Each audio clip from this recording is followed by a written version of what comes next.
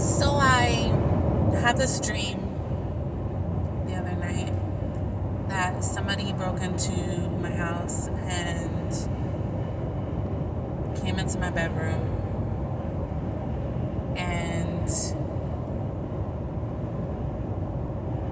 was about to strangle me. Or like he came inside by the bed. Something happened. Like he came in the room where I was sleeping, and I asked him, "What do you want?" And he said, "I want to break your heart." And I remember waking up from that dream and kind of laughing because, like, it's kind of comical. Like, imagine somebody breaks in your house and they're strangling you, and you're like, "What do you want from me?" "I want to break your heart." Like, as they're strangling you, like, what? So I had to, of course, my subconscious came up with that for some reason. So I had to ask myself, like, am I afraid of that? Like, am I afraid of getting my heart broken? And I was talking to somebody about that dream, and they asked me the same question. I asked myself the same question when after the dream happened.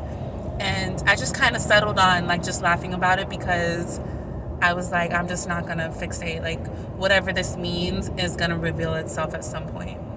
But it was brought back up. So I started thinking a little bit more about it. Like, am I afraid of getting my heart broken? And I don't want to say yes and I don't want to say no because it's both. But then on a deeper level, it's more like, no, I guess I'm not afraid of getting my heart broken because I've gotten it broken before. And I understand the beauty that comes out of that. I understand the lessons. I understand, like, that is what it's there for. Like, it's supposed to be broken.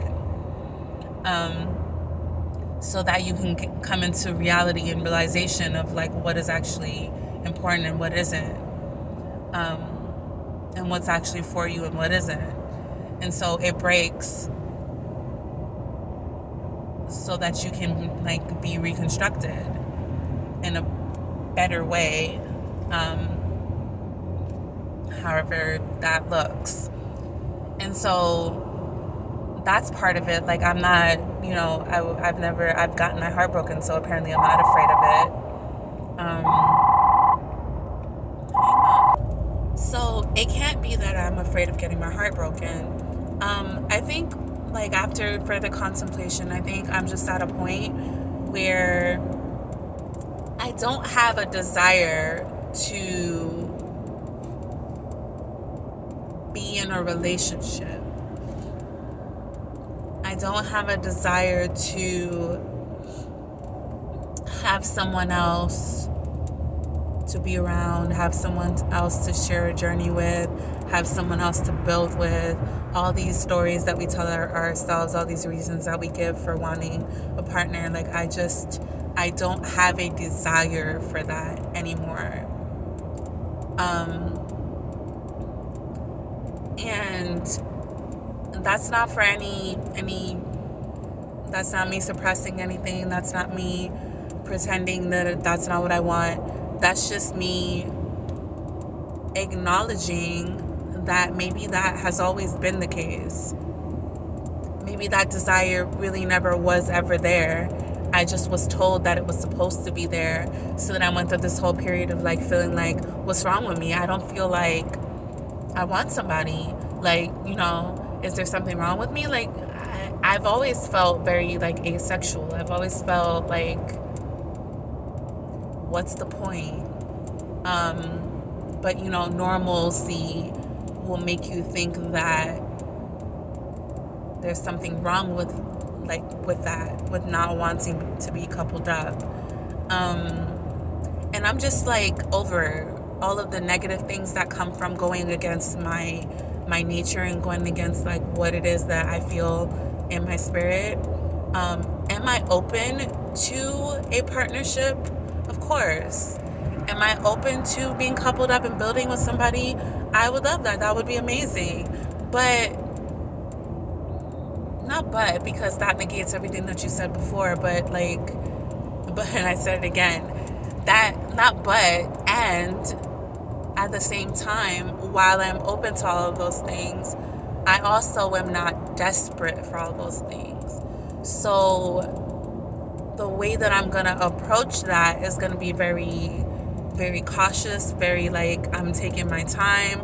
I want to know who you are. I want to know if this is even something that I want to be involved with. Because, like I've said before, the world that I built for myself is very, very comfortable. I'm very content. I'm okay with going on dates by myself. I'm okay with vacationing by myself. I'm okay with experiencing life by myself. I'm okay with it. I found happiness, peacefulness, and contentment with that. And so for me to give that up, what you're presenting has to be a better offer than that. It's just is what it is. And not better saying like, you have to, what are you bringing to the table kind of thing. Just, are you going to add to the happiness that I already have and I feel? Or are you going to take away from it? Are you coming to add or are you coming to take? And I just don't have anything to give to people who just want to take.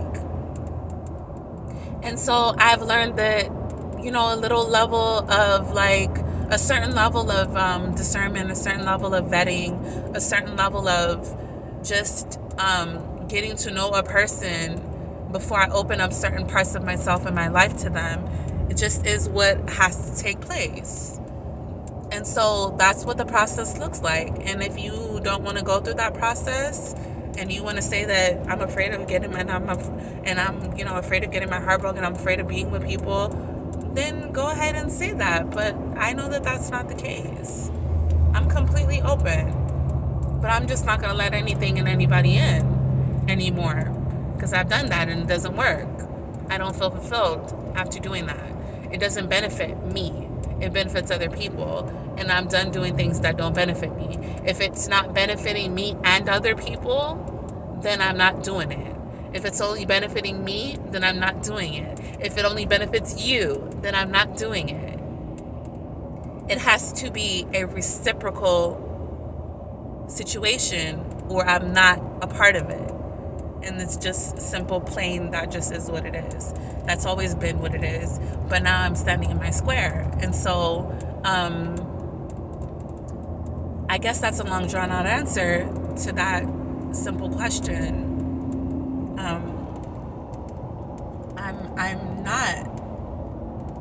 I'm just not afraid of getting my heart broken. I'm just realizing that it doesn't need to be broken. Realizing that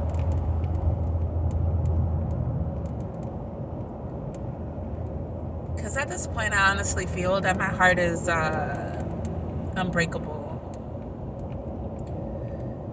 Like it's been broken so many times in so many different ways that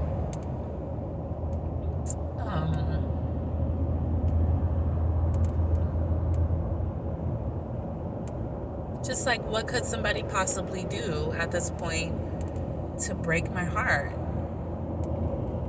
What attachments do I still have that a person can represent that would make my ego be like, oh my God, there really isn't one. There really aren't any.